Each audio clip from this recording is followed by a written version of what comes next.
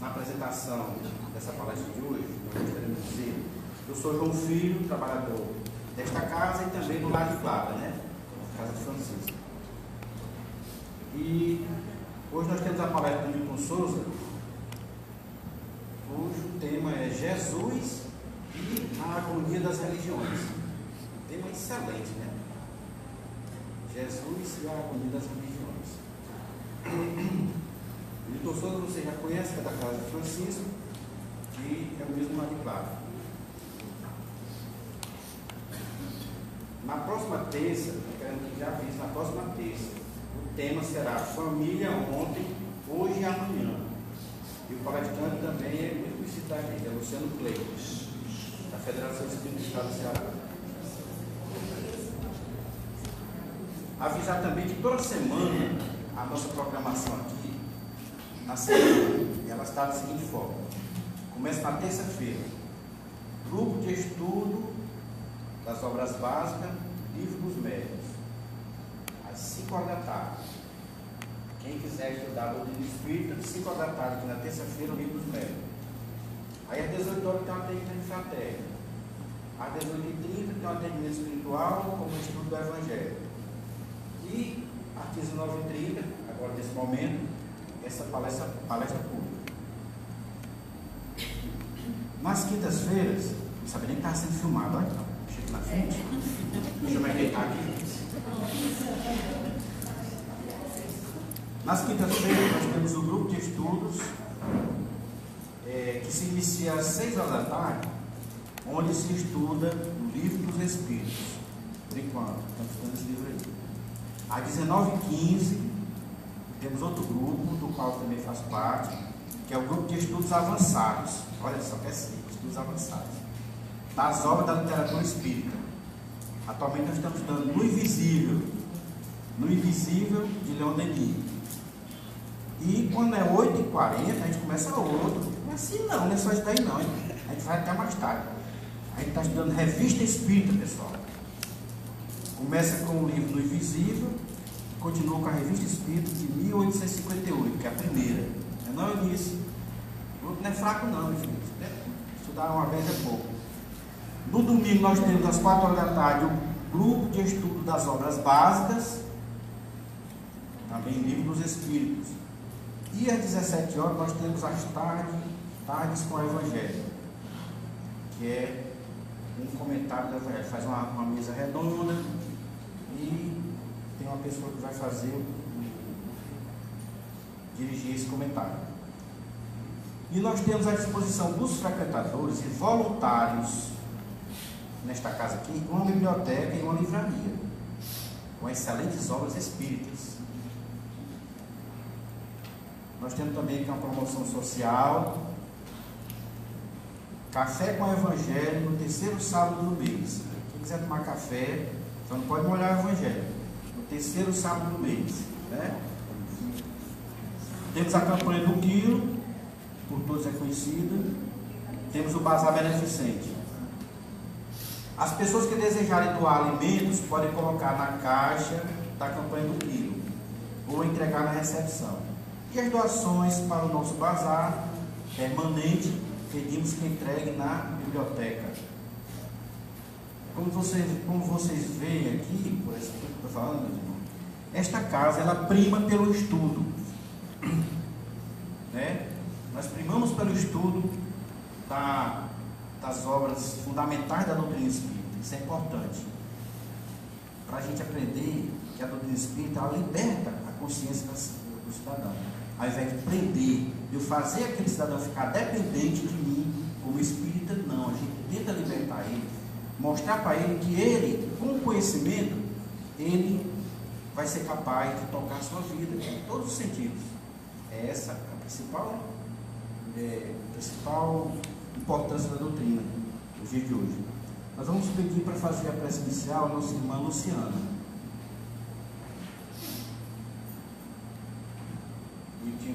Bonitinha, sente aqui, se esconda não.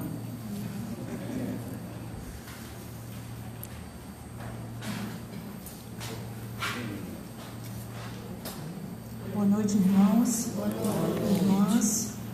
Vamos serenar agora os nossos corações, entrar em contato com o nosso poder maior, nosso amado Mestre Jesus, e agradecer por mais uma oportunidade de estarmos juntos nesse momento único, um momento reservado para esse contato com Ele, com a espiritualidade que tanto nos ampara. Concedei-nos, Senhor, a serenidade necessária para aceitar as coisas que não podemos modificar, coragem para modificar aquelas que podemos e sabedoria para distinguir uma das outras. Pedir a espiritualidade que ilumine o nosso irmão Milton, para que ele possa explanar esse tema e que a gente possa assimilar e sairmos daqui com a teoria e praticarmos tudo que a gente escutar aqui hoje durante o nosso dia a dia. Que assim seja. Obrigado. Bom, meus irmãos, então o tema é Jesus e a agonia das religiões. Vamos chamar nosso irmão Milton Souza. Minhas irmãs, meus irmãos, boa noite. Boa noite. Que esse mesmo Jesus possa nos iluminar, inclusive nos dar discernimento em nossa palavra e também dar discernimento a todos vocês que estarão escutando, de modo que, embora eu esteja com a palavra, é necessário que todos nós, inclusive eu mesmo, possamos ficar atentos e refletir em face da consciência que nós temos que não estamos sozinhos numa palestra e, de alguma forma, os benfeitores espirituais acabam inspirando algumas de nossas reflexões. Então isso é fonte de estudo para todos nós. Eu insisto em dizer sempre, antes de qualquer palestra, que nós não estamos num templo religioso, que na verdade nós estamos numa escola de espiritualidade, numa escola de espiritualização, numa escola que é uma proposição de praxis e não uma imposição teórica.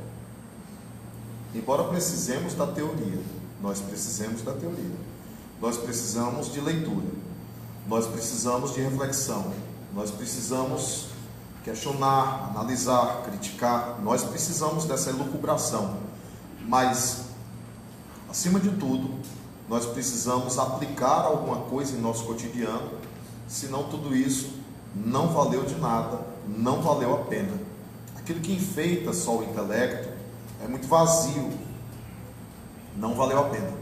Eu lembro a vocês que os filósofos gregos foram extraordinários, e a Grécia, berço do pensamento racional, mas onde Paulo não conseguiu instalar uma única igreja foi exatamente na Grécia, porque os gregos estavam muito vazios, só na cogitação, só na especulação, só na periferia do raciocínio e do pensamento. Nunca será fácil estudar Jesus. Primeiro porque tradição oral. Toda e qualquer tradição oral, seja de Buda, seja de Maomé, seja de Krishna, seja de Jesus, toda tradição oral tem uma distância da fala para a escrita. Se vocês fossem transcrever, depois que terminasse essa palestra aqui, o que eu disse, iriam sair até alguns absurdos. E algumas pessoas diriam assim, mas ele disse isso. Como muitas vezes acontece com o nosso Chico Xavier. Mas o Chico disse tal coisa. E às vezes o Chico não disse a tal coisa, ou disse alguma coisa, não daquele jeito. Porque nós somos essas vidraças ou lentes que lemos de acordo com o nosso patamar de percepção, de acordo com o nosso patamar de evolução. Isso tudo torna muito complexo qualquer estudo a respeito de Jesus, e realmente a gente se embrenha numa verdadeira areia movediça. Primeiramente porque ele falava o siríaco-aramaico. É uma variação de dialeto do aramaico puro, língua morta. É uma língua paupérrima. Para quando você quiser saber o que é uma língua pobre, é só ver o nosso português. Manda do verbo mangar, manga de camisa, manga do cavalo, manga larga, manga fruta. Se uma palavra vai definir várias coisas, isso já é um indicativo de pobreza de linguagem. Um idioma é rico quando ele tem um termo específico para cada coisa específica. A tradução disso ficaria mais fácil. Mas quando você tem o aramaico e você tem o hebraico, que também é um idioma cuja escrita é ideográfica, é por ideografia, é semelhante ao ideograma do chinês, significa dizer que a tradução disso, a chamada transliteração disso, perde pelo menos 30% do sentido original. Então vamos lá, vamos tentar calcular aqui de maneira abstrata. Eu saio do verbo de Jesus para transcrever isso para o papel no hebraico. Alguns dizem que os primeiros escritos foram de Mateus. Os historiadores na atualidade falam do Kelle, termo alemão que quer dizer o evangelho que, ou o evangelho matriz, que seria o de Marcos, que conviveu diretamente com Pedro e ouviu muita coisa de Pedro. Um evangelho sintético, um evangelho mais objetivo, de onde teriam os outros pescado e desenvolvido as suas visões a respeito, ou lembranças a respeito do que Jesus houvera dito. Isso sim foi Mateus que escreveu mesmo, porque a expressão segundo Mateus não me dá segurança que Mateus escreveu. Segundo João não me dá segurança que João escreveu. Segundo Marcos também não me dá segurança que Marcos escreveu. Segundo Lucas também não me dá segurança que Lucas escreveu. Mas aí trabalha com as suposições. Areia movediça, já notaram, já perceberam? E aí Jesus vai começando a escapar das nossas mãos. Para o dogmático, para o exegeta, para o agarrado à letra, a segurança é aquilo ali. Isso é compreensível até do ponto de vista psicológico coletivo. Eu preciso dessa base, eu preciso dessa segurança. Eu não tenho condições de ficar nessa incerteza, nessa areia movediça. Então, como a irmã Rosália, nossa mentora espiritual, disse, o desafio da humanidade, mas sobretudo o desafio deles, os espíritos hoje, é tentar descobrir qual é o evangelho dos lábios de Jesus. Qual é o evangelho que saiu dos lábios de Jesus? Porque esse é o que efetivamente nós não conhecemos. E aí você tenta conversar um pouco com São Jerônimo. Mas por que com São Jerônimo? São Jerônimo foi o responsável por escolher os 4, em meio às dezenas de apócrifos. Eu disse apócrifos. Escorado do que disseram ser apócrifo. E na classificação, cujo discernimento humano foi o de São Jerônimo dizer que aqueles 4 eram os 4, os sinóticos, os verdadeiros, os plausíveis. Um homem só. Há um homem só. Não uma equipe, não uma comissão. Eu me lembro, estou vendo ali o meu colega de história e irmão espírita, Bernardo. Eu me lembro de Will Durant, que foi escrever A Idade da Fé e foi auxiliado por 40 historiadores. 40 historiadores. Eu me lembro do livro Palavras de Viana de Carvalho, do início do século XX, em que físico era com PH, Y, e eu, Luciano Klein, Francisco Cajazeiras, Tarcísio José de Lima, nos sentamos para poder atualizar a gramática. O livro ainda saiu com erros. Nós tínhamos luz fluorescente, tecnologia ao computador, corretor de Word e tudo mais. Agora, imagina um monge copista da Idade Medieval. Ele fala uma coisa que sem dificuldade, né?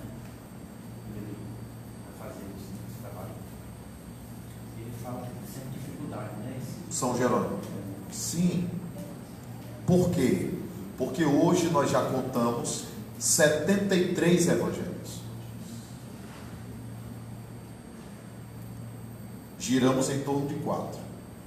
Alguns mais curiosos vão atrás de olhar o evangelho de Tomé, escrito em língua copta, encontrado no Egito, dentro de um vaso. Um evangelho chamado gnóstico, estudado não só pelo nosso querido filósofo Humberto Roden, publicado pela Martin Clarent, mas também estudado pelo nosso Hermínio Correia Miranda. E é um evangelho interessante. É uma passagem que Jesus diz assim: cuida do teu irmão como se cuidasses do teu próprio olho. Já imaginou quando cai um cisco no seu olho? Já imaginou que usa colírio?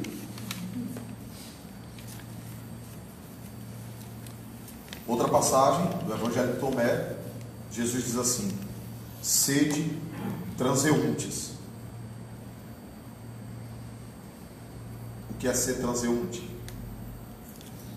Esteja apenas de passagem por este mundo. Transeunte. Então tem muita coisa interessante no Evangelho de Tomé, que tem sim sua plausibilidade, só que o texto é bem mais oriental. O texto é bem mais carregado do que os hindus chamam de koan. Os koans hindus são como se fossem metáforas poderosas, e o indivíduo fica mastigando com a mente, pensando e refletindo até.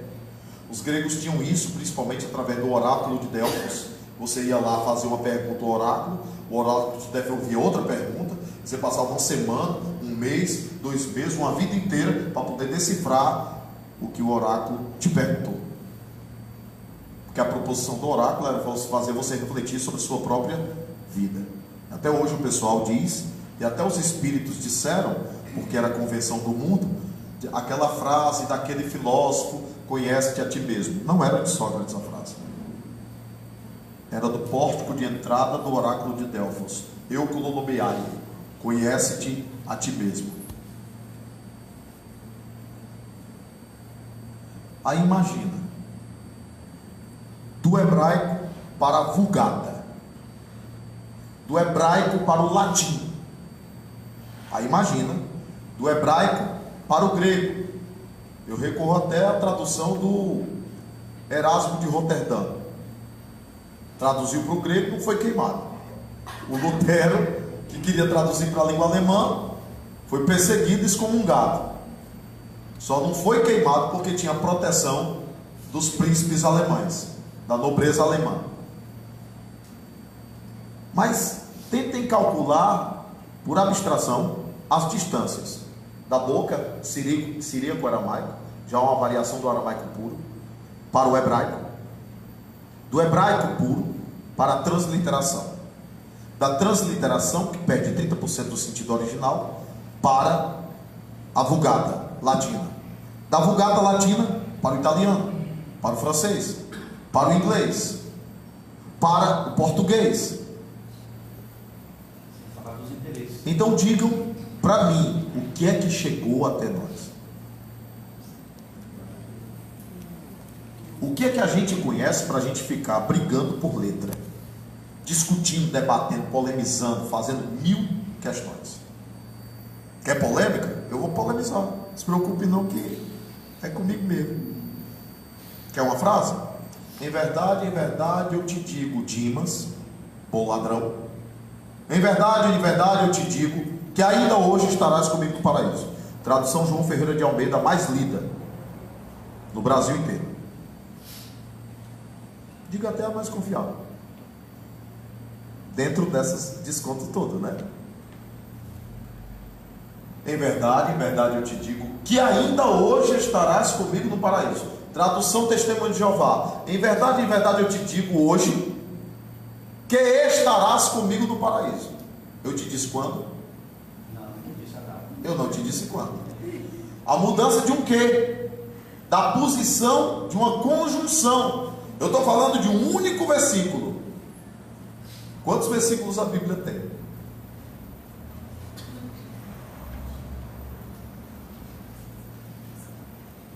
Eu não gosto de ouvir essa palestra não. Só causa insegurança na gente. Pois é, bem-vindo ao nosso mundo. Bem-vindo ao nosso mundo. Mas é preciso ter coragem para encarar essa insegurança também. Para que essa insegurança quebre com esse nosso senso de verdade. Para que essa insegurança quebre com esse nosso senso de autoridade verbal, exegética, bíblica, com esse nosso senso de autoridade profética, esse nosso senso de autoridade palestral, esse nosso senso de autoridade que cria dentro dos grupos a ilusão de autoridade de alguém. Porque todo mundo devia fazer que nem Sócrates. O que sei é que nada sei.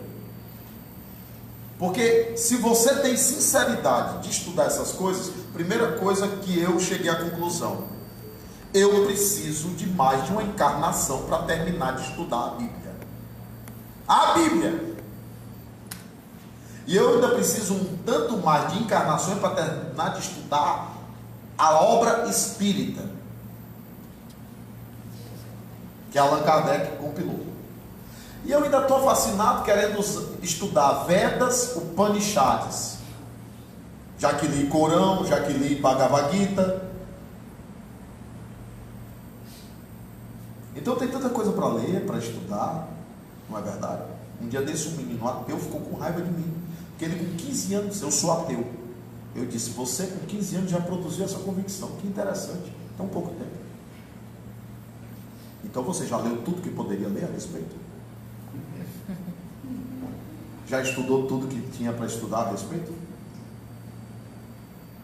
Porque uma coisa, pelo menos, a gente não pode perder de vista: nós precisamos ser buscadores.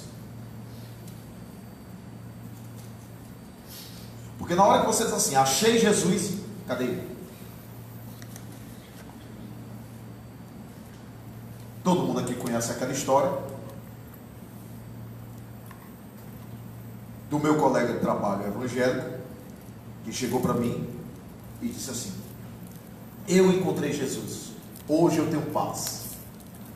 Eu disse: engraçado, então o que você encontrou não foi o mesmo que eu encontrei, porque depois que eu achei ele, nunca mais eu tive paz na minha vida. Ele disse: está vendo? É porque você anda nesses campos. Aí eu disse assim para ele: não, é porque tem janela na minha casa, porque tem janela no apartamento, é porque tem vidraça no trabalho, é porque tem fome lá fora, é porque tem gente sofrendo, é porque tem gente com fome de fé, sede de paz. E a gente vai descobrindo que a gente não vai ter paz nunca enquanto o último não tiver paz. O que coloca o indivíduo na pauta de uma caminhada infinita. Aí você vê, né? Bezerra de Menezes, que devia ser a maior autoridade do mundo. Se ele chegasse aqui pra gente, era o mais humilde. Não aceitaria as primeiras cadeiras, ficaria lá atrás. Simplesmente se comportaria como mais humilde. Mas é.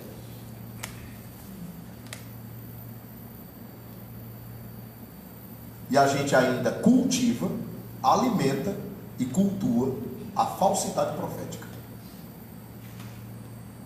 Nós somos cúmplices. Estou falando do público, povão, gado. É cúmplice de manter e alimentar lideranças que são cegos, tentando guiar outros cegos.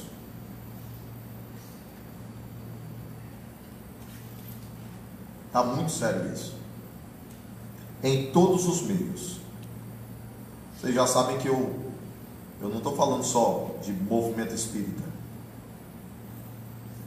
Eu transito em todas essas áreas, participo de encontro ecumênico, eu sei os problemas deles e sei os nossos problemas. São os mesmos, porque é o problema do ser humano. É o ser humano, em qualquer lugar, em qualquer parte. Então vamos prosseguir. Nilton, eu me rendo. Já sei que o que eu tenho lá em casa, o meu irmão mais velho é pastor da Assembleia de Deus. Ele estava comprando a Bíblia de número 132. E ele acabou comprando a Bíblia ao meu lado. Para quê? Normalmente eu fico em silêncio, porque eu não gosto de interferir. O outro meu tio, recém-convertido, mais empolgado, foi querer conversar comigo e discutir e debater. Aí eu já pergunto assim: o senhor quer conversar? O senhor quer mesmo conversar? Eu já pergunto, porque se eu entrar, eu vou conversar. E aí o que pode acontecer? Pode acontecer muita coisa. Então é melhor eu ficar calado. Aí eu fico calado. Mas nesse dia eu não aguentei. Eu disse: tu tem quantas Bíblias? 131. Eu disse: essa aí, 132. E eu disse: o que é que tu está procurando? A melhor tradução. Eu disse: pois morta.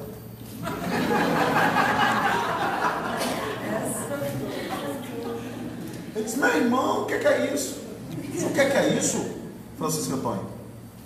Meu irmão, você não vai achar.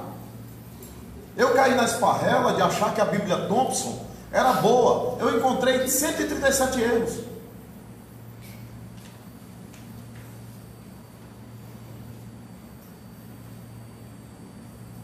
Eu só tenho 3.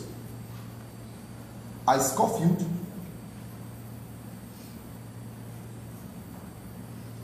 comprei agora recente a do Rei James, a King James de 1611,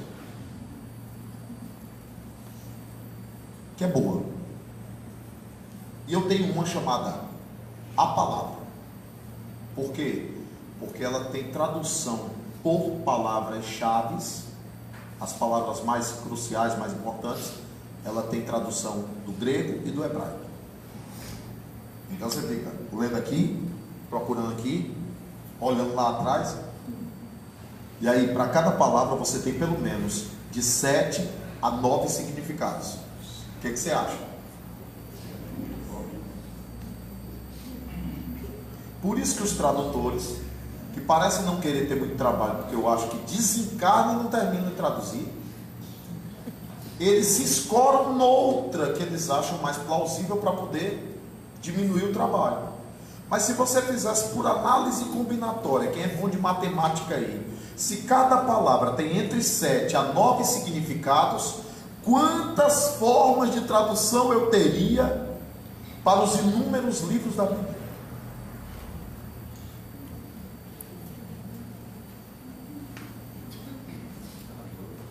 Onde é que vai parar isso? De novo, Nilton, você conseguiu. Deixou a gente no meio de tudo. E agora? O que a gente faz? Faz o que Kardec fez. O que Kardec fez? Ele disse: eu não vou discutir dogma, eu não vou discutir os atos da vida pública de Jesus, eu não vou discutir os pontos de exegese bíblica, eu vou me focar só nos aspectos morais, psicológicos, comportamentais. Eu vou me focar na essência do que ele possa ter dito. Então, quando você pega o Evangelho do Espiritismo, ali está o substrato daquilo que Allan Kardec diz: rapaz, isso aqui, se quiser discutir sobre isso aqui, vou encontrar nisso aqui a sua própria condenação. Condenação, aspas. A sua própria contradição. Então ele tentou oferecer apenas o aspecto moral. Ainda assim ele não se conteve, porque ele vai falar de reencarnação. E isso é discutir aspecto de princípio e postulado. Mas por quê? Porque Jesus diz assim, ele mesmo é o João Batista que havia de, o Elias que havia de vir, João Batista é mesmo o Elias que havia de vir, e ele diz assim, para entrar no reino dos céus, deverá nascer de novo. Allan Kardec, capítulo 4, vai discutir essa questão. Mas se você ler a introdução, você vai ver que o que interessa é a praxis. E teoria a gente já tem demais. Já imaginou quantas palestras o Centro Espírita tem? Já se perguntou quantas palestras você assistiu? Já se perguntou quantas palestras você deu? Você já analisou isso? Aí chega a dar um tremor. Porque se a gente fosse calcular o nível de responsabilidade que a gente passa a ter sobre o que a gente sabe, leu, estudou, refletiu, como é que fica?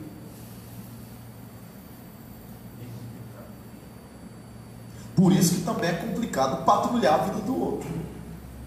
Para ver, peraí, deixa eu ver se o Zé Carlos está praticando aqui mesmo. Isso não te cabe, isso não te interessa, não tem nada a ver. Isso é do mundo íntimo dele. Para com isso. Cada um dá conta de si mesmo. Estamos aqui juntos em comunidade por uma necessidade de estudo em grupo. Mas o mais importante não é isto aqui. Às vezes o pessoal pergunta assim, lá de Clara devia abrir o Centro Espírita mais dias. Eu digo, abro não. Porque nos mais dias vocês têm que estar lá no mundo, no meio do mundão, praticando o que viu num único dia da semana. E já pelejaram. Gente que quer liderar grupo, gente que quer abrir grupo de estudo, já pelejaram. Abro não. Quando eu sair dessa liderança aqui, vocês façam o que quiserem. Mas eu, enquanto eu tiver, a filosofia é essa. É um dia só. Aí tem gente que ainda apela. Poxa, mas se abrir mais um dia, ser mais um dia de amparo, de acolhimento às pessoas. Eu disse, se ele sentir necessidade, tem outros grupos espíritas tantos por aí, porque eu, como centro espírita, não quero esgotar nada, nem ser modelo para nenhum outro centro espírita, nem ser modelo para ninguém, porque isso aqui é só uma escola. Escola de alma, escola de espiritualidade.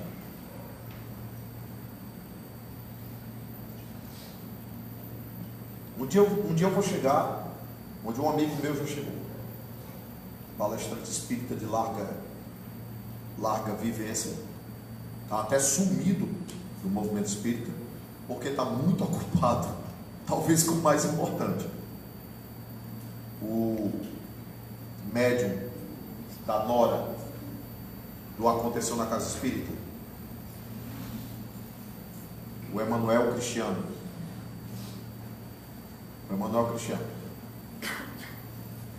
Sabe quantas pessoas frequentam o grupo que ele fundou? 2.000. Sabe o que acontece quando as pessoas terminam seus estudos lá? Ele só falta dizer assim: saiam daqui, vão embora. Não ficam frequentando não. Você vai ter que dar lugar a mais 2.000. Saia. Vá fundar o centro espírita.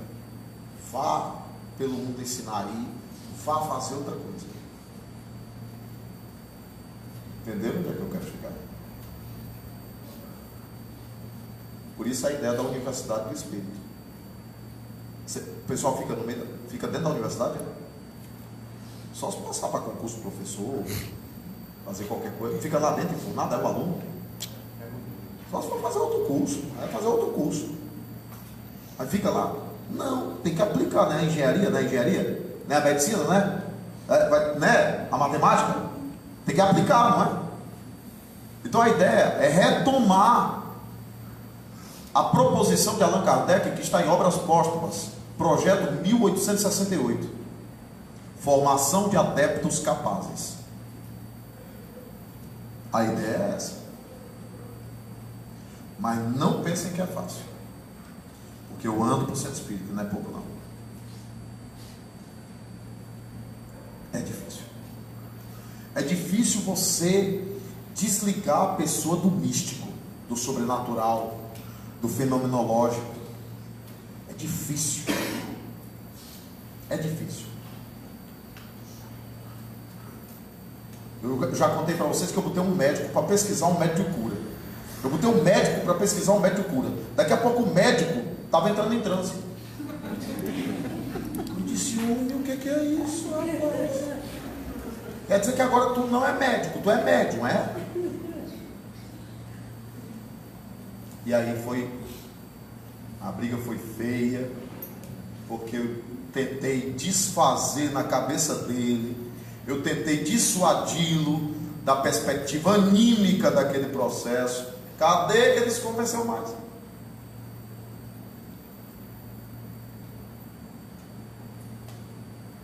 Tem gente, nem você mostrar a fraude, a pessoa se convence. É difícil.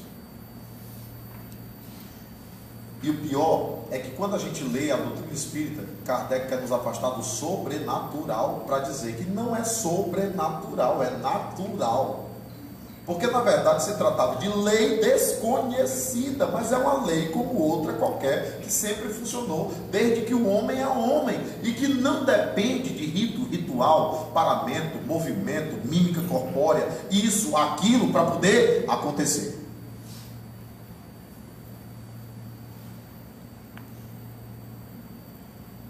Eu não sei falar de Jesus para vocês, mas eu sei onde ele não estaria. Em muitas igrejas. E eu sei onde ele não estaria. Em muitos grupos espíritas. Mas a gente veio buscar ele aqui. Ele está ali no meio da rua pedindo pão. Ele está bem acolá, desnudo. Ele não aguentou ficar entre quatro paredes, não. Ele está no meio do mundo. E já desceu da cruz faz tempo. Que não aguentou ver a gente assim. Aturdido, sem rumo, para lá e para cá. Eu sei onde ele não está. Na religião. Organizada, instituída, burocratizada. Ele não está lá. Primeiro porque ele curava no sábado, era proibido curar no sábado, ele desobedece e cura no sábado. Uma desobediência gravíssima do ponto de vista judaico. Gravíssima. Eu já prestei consultoria para um judeu. Aí o ano novo caiu no dia de sábado. Aí eu fui desejar ano novo um dia de sábado para o judeu. Eu notei a voz dele fria do outro lado. Porque é dia de sábado. Aí ele cura um homem da mão ressequida de sábado. Quer saber onde é que Jesus está? Ele não está em ritual nenhum. Ele não obedece.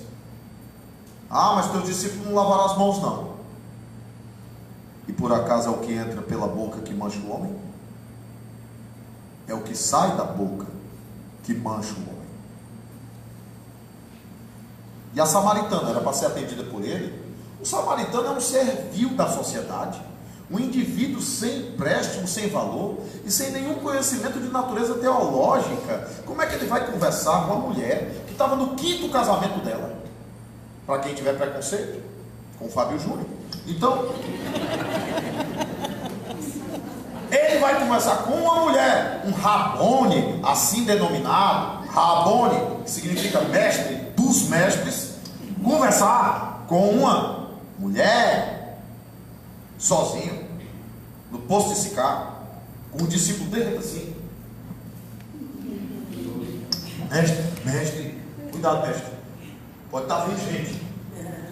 Porque bastava alguém bater o olho nele conversando com ela sozinha, ela seria apedrejada. Não é que Jesus arriscou a vida dessa mulher. A grande pergunta é: quem é essa mulher?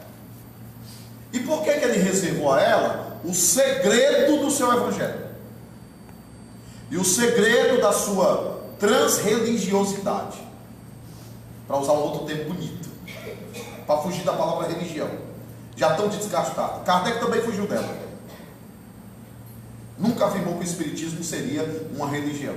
Só afirmou na Revista Espírita de 1868, e ainda dizendo, no sentido lato sensu. Aí eu pioraria a questão, porque se você traduzir a palavra religião, ela vem de religar. Religar o homem ao Criador. Aí eu pergunto, e desligou quando? Porque do ponto de vista do conceito filosófico religioso, nada se desliga de Deus. O que está desligado de Deus? Ou o homem joga dados, que nem dizia o Einstein. O que é que está desligado de Deus? A própria palavra, o próprio termo em latim está equivocado. Ele já tem um pressuposto de culpa. Você está desligado de Deus. Você está desligado de Deus. Você tem que se voltar para Deus. Você tem que voltar para Deus. Você está perdido, está acelerado. Você está distante de Deus. Bora, volte a se ligar a Deus. Porque já partiu da pedagogia do medo medieval. É demais, né? É demais, né? Mas tu não quer seguir Jesus? Aí dá uma dor, rapaz, mas dá uma dor lá dentro da alma, quando eu vejo espírita e centro espírita ritualizando coisa. Podia não ter começado com a pressa. E a crente que apaga a luz para poder a gente fazer a pressa. Ah, então ninguém reza de dia. Ei, apaga a luz do sol que eu vou orar. Vocês me conhecem. Pode parecer jocoso da minha parte e irônico, mas às vezes a gente precisa da ironia socrática, não é? Para desequilibrar mesmo. Por que apaga a luz? Por que abre a tampinha da água fluidificada? Que fluido fraco é esse? Que não passa pela tampa. Ainda tem perigo de cair poeira, mosquito, qualquer coisa. Mas não, se eu não abrir, o fluido não entra. Mas eu vou tomar um passe. Para que essa mão para cima? Mas eu vou tomar um passe. Sentei, né? Estou de perna cruzada. Mas eu vou tomar um passe. Deixa eu descalçar.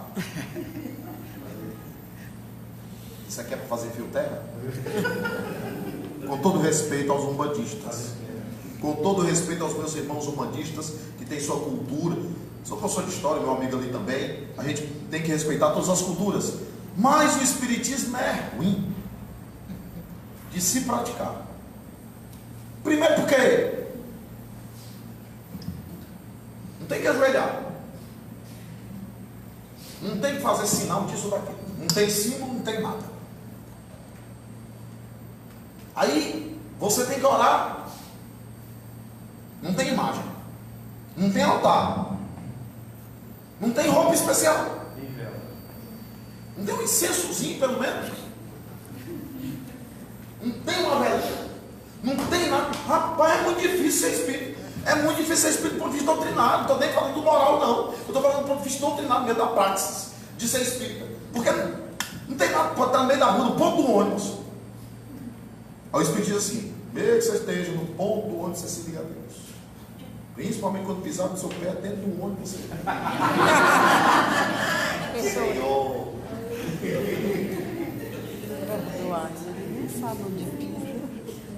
Que doutrina é essa? Que religião é essa? Ou que seita é essa? Chame do que quiser. É muito difícil praticar esse tal de espiritismo.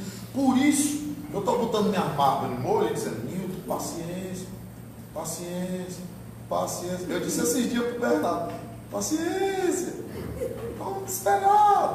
Cada um tem seu estágio evolutivo. Vamos esperar. Porque você não tem imagem. Mas aquele quadro de bezerro que estava dentro do passe, que eu participava do passe, em determinado centro espírita, eu não vou dizer o nome, chega, estava branco, esbranquiçado, por passar a mão assim antes de sair. E mesmo assim, irmão X contou e dedurou a história de Bezerra de Menezes com Santo Antônio de Pádua. Bezerra de Menezes, altamente apavorado, choroso, dizendo: "Oh, meu nobre Antônio de Pádua, eu estou muito triste, porque me tratam como santo, e eu não sou santo, e me pedem 1000 coisas, quando eles próprios poderiam fazer, e eles próprios deveriam se dirigir diretamente a Deus e não a mim. É quase uma bezerrolatria. E eles estão pedindo a mim, o que é que eu faço? Ô Santo Antônio." Até usou o termo. Aí o Santo Antônio: "E eu?" É o casamento. E se no caso Fico de cabeça para baixo. Casar ninguém não fica de cabeça para fizeram a baixo. imagem minha maldalhada e dá volta de cabeça para baixo.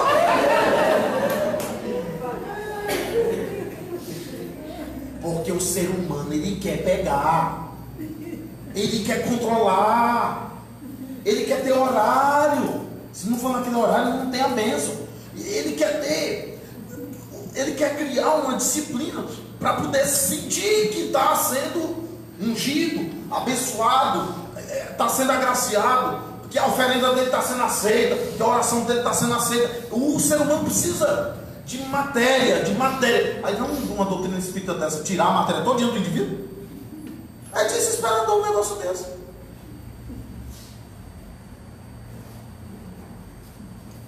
Então não é fácil mesmo não. Vai demorar muito, ó. Transição planetária. Gente, pelo amor de Deus, eu não aguento mais ouvir isso não.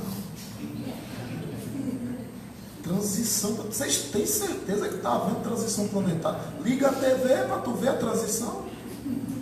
É, um monte de povo transitando mesmo pro outro lado, né?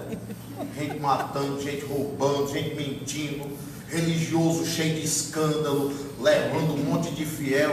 Aí agora eu soube que o outro lá que curava. Aí tinha a multidão que ia pro outro lá que curava. Aí o outro lá que curava não pôde mais fazer o que estava fazendo.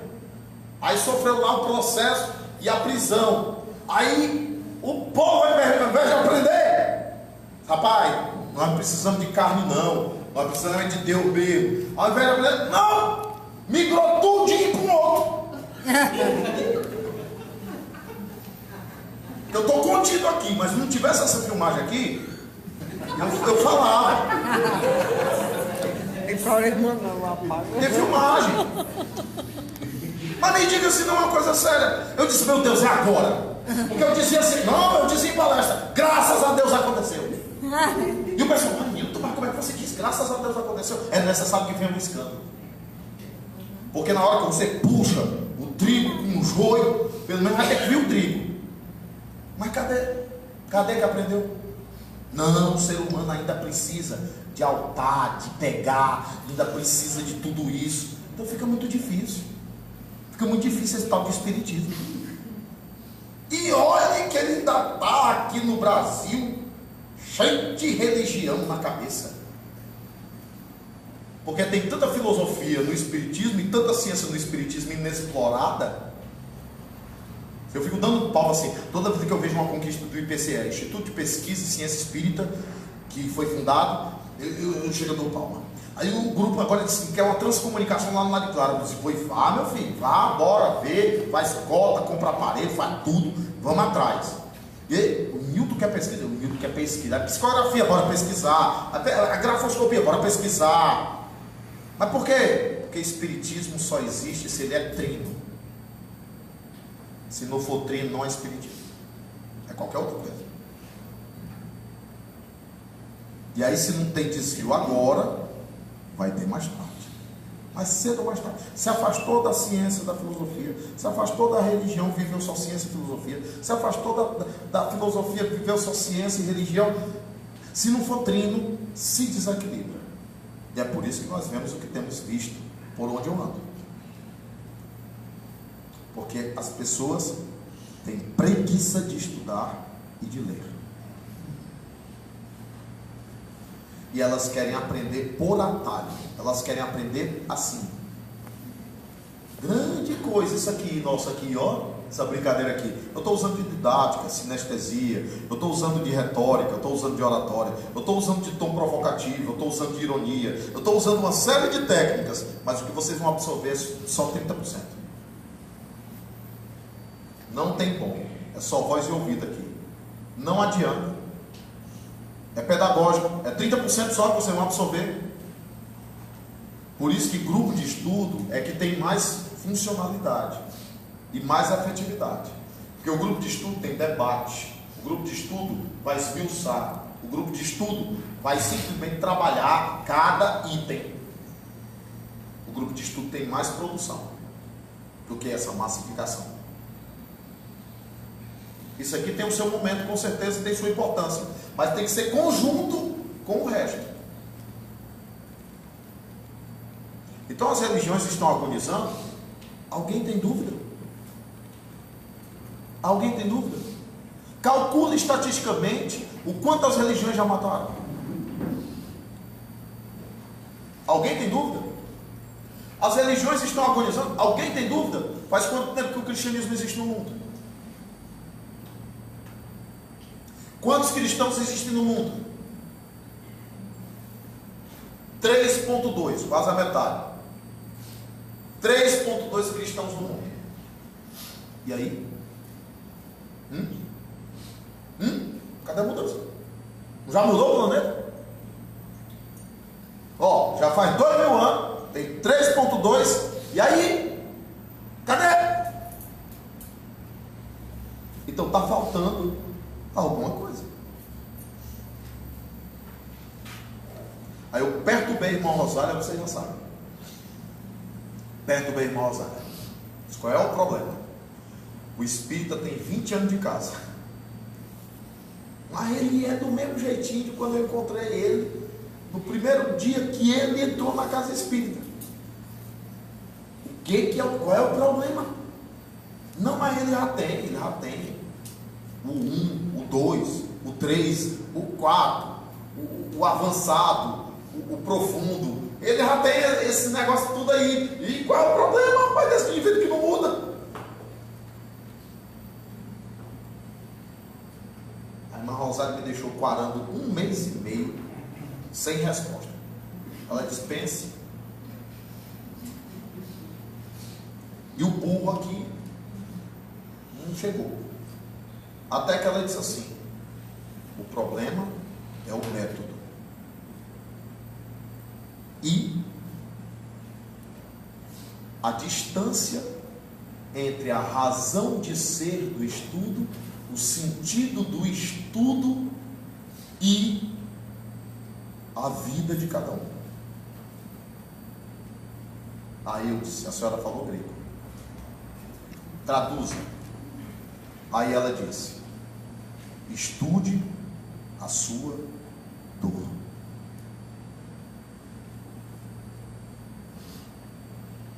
O estudo mais eficiente do Espiritismo é o estudo daquilo que é dilema próprio, interior, humano.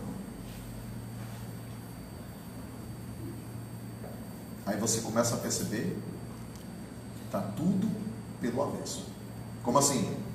Se junta os 7 lá dentro da sala. Vamos elaborar o temário. Ou então pede para o palestrante. Eu estou sonhando com um dia que vocês me peçam o tema. Eu estou sonhando com um dia com o Bezerra Menezes aqui me pedindo o tema. Porque até então sou eu que dou o tema. Aí eu dou o tema, não sei da realidade de vocês, não sei quem são vocês, não sei a dor de vocês, não sei os problemas de vocês. Que didática é essa? Que pedagogia é essa? Não, mas tem um caráter inspiracional por trás e você vai atingir as pessoas. Misticismo de novo? Vale, como é que funcionaria? Bora, faz uma pesquisa aí. Qual é a tua dor? Qual é a tua dor? Qual é a tua dor? Qual é o teu dilema? O que é que tu mais vive? O que é que tá mais doendo? O que é que tu quer gritar? Qual é a tua dor? Qual é o teu problema? O que é que tu tá vivendo? Qual é a tua crítica? O que é que te incomoda? O que é que te dói? O que é? Pronto, monta o temário. Não, mas a gente tem que dar o livro todinho. A gente tem que pegar e dar o curso todinho. A gente tem que começar do começo até o fim para isso tudo. Pois é, aí o povo aprende bem aqui, ó. Aí daqui para cá tem 26 centímetros. A minha vontade é dizer 26 mil quilômetros. E aí perde sentido.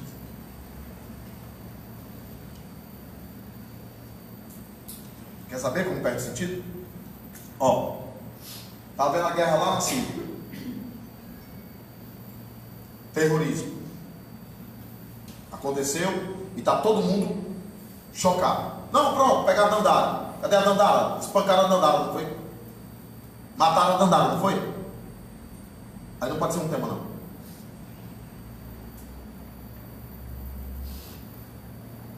Não pode ser um tema isso aí. Ah, o Espiritismo não abarca isso aí. Rapaz, você não conhece o Espiritismo não, então. Espiritismo não. Vocês querem saber de uma? Eu já estou sendo todo chamado a atenção antes do nosso debate com o Cícero Magellânio, viu, Bernardo? E lá debater com a gente lá, Espiritismo e História, historiografia. Ou eu já estou sendo chamado antes, só porque tem um subitem lá chamado Marxismo, Espiritismo e Marxismo. Tu acredita, João, que já tem gente me recomendando, mandando vídeo do Divaldo?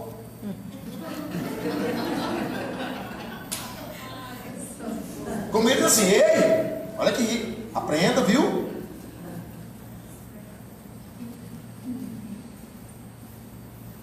E aí eu vou ser, realmente, pode chamar do que quiser, snob, do que for.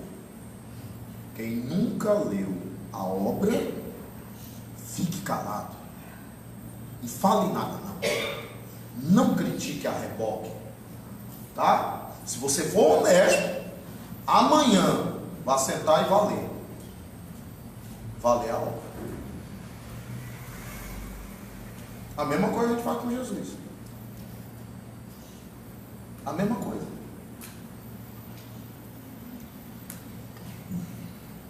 Aqui no Centro Espírita a gente só fala do Evangelho segundo o Espiritismo. E por que não pode ver outra obra com outro tema? Não, porque aqui a gente fala de Jesus. Aí um dia eu disse assim: ah, é de que Jesus?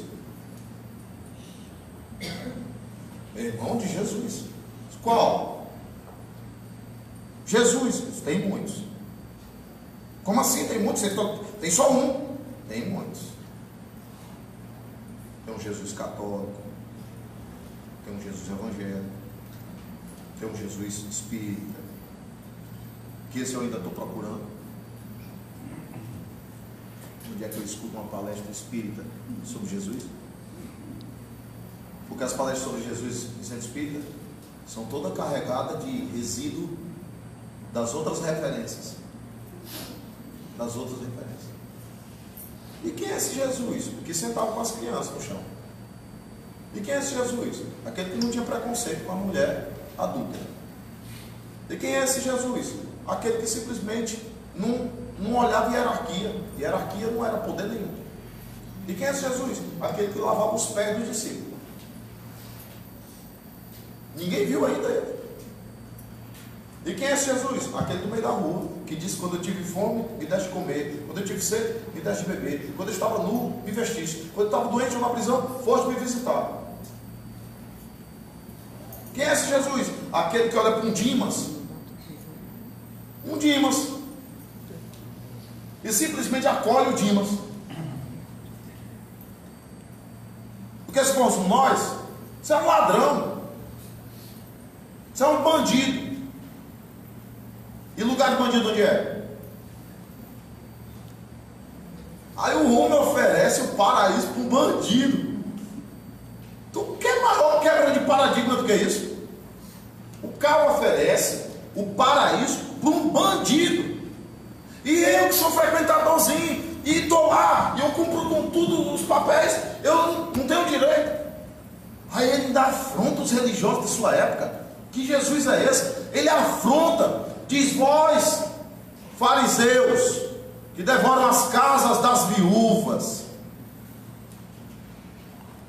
Ele também queria falar de outra forma de devorar.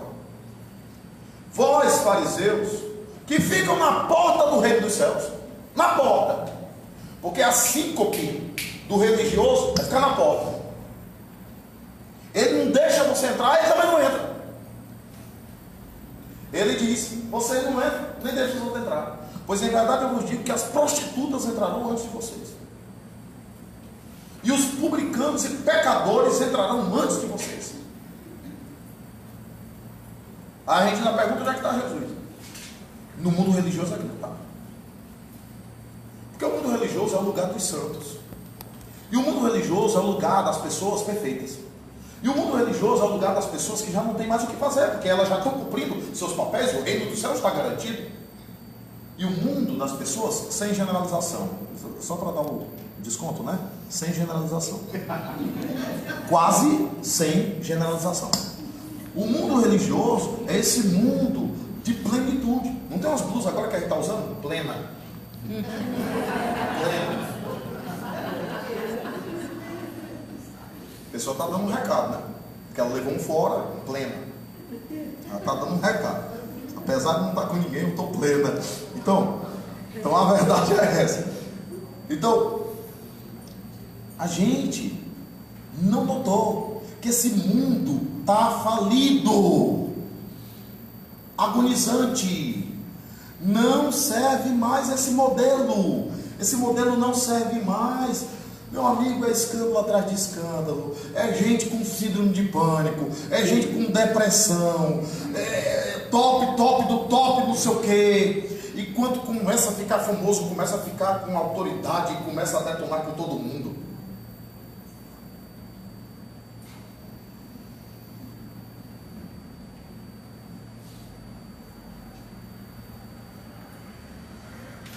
O pastor, meu quase sogro, teve um sonho revelador. Ele disse que chegou num ambiente, o Joãozinho conhece ele. Olha o sonho dele. Chegou num ambiente, aí encontrou um casal.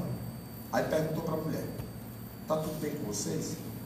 Aí ela: só se tiver para você, para nós aqui não está não. E ela foi pensando que o sonho não era sonho, era pesadelo. E ele disse que era uma área campal, ia ser um culto campal. Mas olha que revelador. Quando ele chegou, ele disse que ouviu uma voz que ele atribui a Jesus. E aí ele disse que Jesus falou: diga a palavra libertação. Aí ele pôs as mãos e disse a palavra libertação.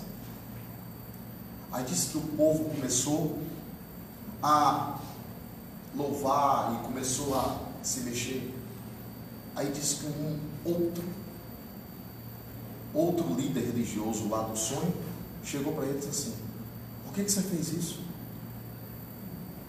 Ele disse: o que foi, meu irmão? Não vê não? As pessoas estavam aqui num estado de sono, as pessoas estavam aqui acorrentadas, eu simplesmente obedeci. Ele disse: e agora? Como é que eu vou fundar minha igreja?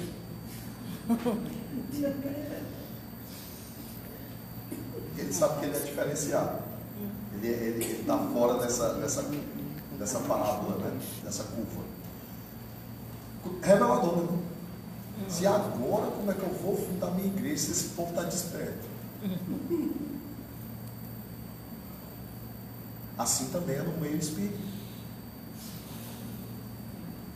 Não pode cancelar não, né? Isso aí.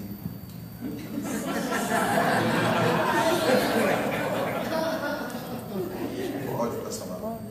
Pode. Meus irmãos, assim seja.